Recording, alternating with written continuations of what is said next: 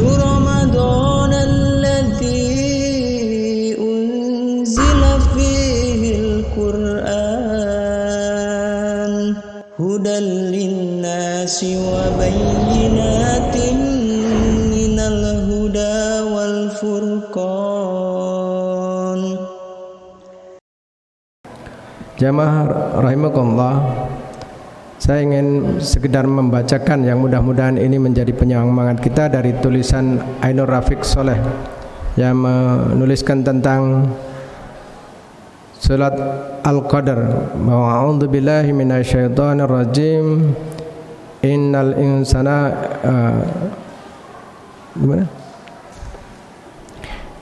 Inna anzalnahu fi lailatul qadar wa ma adraka ma lailatul qadar. Di dalam surat Al-Qadar ayat pertama menyatakan bahwa Allah telah menurunkan Al-Quran di malam Qadar. Yang jadi pertanyaannya di ayat kedua, dan tahukah kamu apakah malam kemuliaan itu? Al-Qadar itu malam kemuliaan. Jadi secara bahasa Al-Qadar berarti kemuliaan atau kedudukan yang agung. Dalam firman selanjutnya, wa ma qadarullahu haqqa qadari, mereka tidak mengagungkan Allah sebagaimana mestinya. Ini Al-An'am ayat 91. Al-Qadar juga berarti sempit. Dalam firman Allah yang lain, Allah yabsutur rizqa liman yasha wa yaqdir, Allah melapangkan rezeki bagi siapa yang Dia kehendaki dan membatasi bagi siapa yang dikehendaki.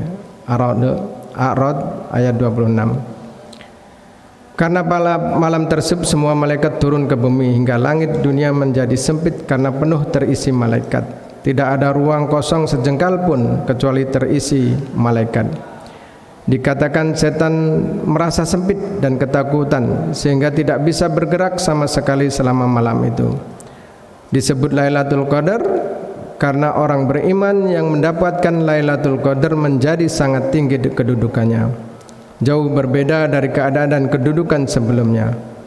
Dan disebut Lailatul Qadar karena pada malam tersebut Allah menetapkan takdir tahunan ke seluruh makhluk dan menyampaikannya kepada malaikat. Dan ini menurut sebagian ulama sebagaimana disebut dalam firman Allah yang artinya, sesungguhnya kami menurunkannya pada malam yang diberkahi. Sungguh kamilah yang memberikan peringatan.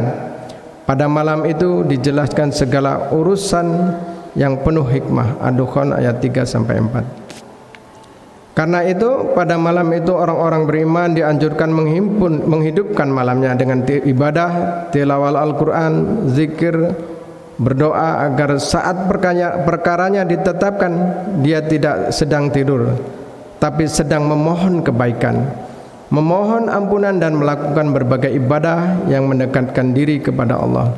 Tapi tidak sepantasnya orang yang beriman tidur mendengkur di saat putusan perkaranya yang sedang dibacakan dan disaksikan oleh seluruh malaikat yang sangat dekat dengan Allah tersebut.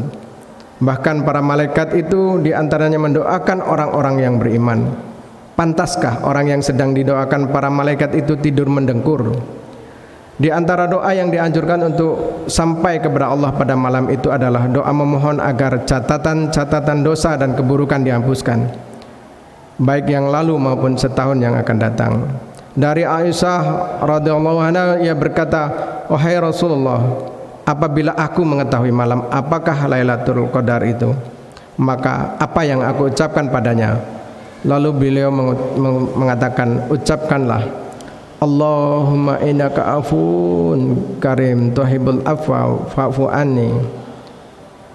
Jadi doanya adalah Allahumma innaka afun, Allahumma innaka afun karim tuhibbul afwa fa'fu anni. Ya Allah, sesungguhnya Engkau pemberi ampun, maka ya Allah, sesungguhnya Engkau Maha pemberi ampunan dan Maha pemurah. Engkau senang memberikan ampunan, maka ampunilah aku. Ini dalam hadis Sunan Tirmizi. Menurut sebagian ulama kata afu berarti mengampuni dosa dan menghapusnya dari catatan. Jadi marilah saudara-saudaraku sekalian, di malam 10 yang terakhir ini kita manfaatkan. Mudah-mudahan kita bagian dari orang-orang yang mendapatkan malam Lailatul Qadar, malam kemuliaan, malam diturunnya Al-Quran. Semua hari sama ya, semua waktu sama, tetapi karena adanya Al-Quran maka semua dimuliakan. Rasulullah pada awalnya adalah manusia biasa ya. Karena beliau yang dipilih Allah untuk mendapatkan wahyu Al-Quran, maka beliau menjadi manusia yang paling utama, menjadi manusia yang paling mulia di muka bumi ini ya. Kemudian semua waktu sama, karena waktu itu menjadi tempat turunnya Al-Quran, maka karena Al-Quran itu, maka waktu itu menjadi waktu yang dimuliakan Allah Subhanahu wa taala. Maka marilah kita untuk lebih mendekatkan diri kita kepada Al-Quran, menjadi penghafal dan menjadi penyampai dari apa yang menjadi pedoman hidup kita, yaitu Al-Quran itu. Moga-moga kita juga menjadi manusia yang mulia karena Al-Quran, menjadikan anak keturunan kita mulia juga karena Al-Quran. Mudah-mudahan anak-anak kita menjadi penghafal Al-Quran juga. Wallahu a'lam bishawab. Kurang lebih saya mohon maaf kepada Allah sama amin. Mari kita akhiri dengan doa kifarah. Subhanakallahumma bihamdika asyhadu an la ilaha illa anta astaghfiruka wa atubu ilaik. Assalamualaikum warahmatullahi wabarakatuh.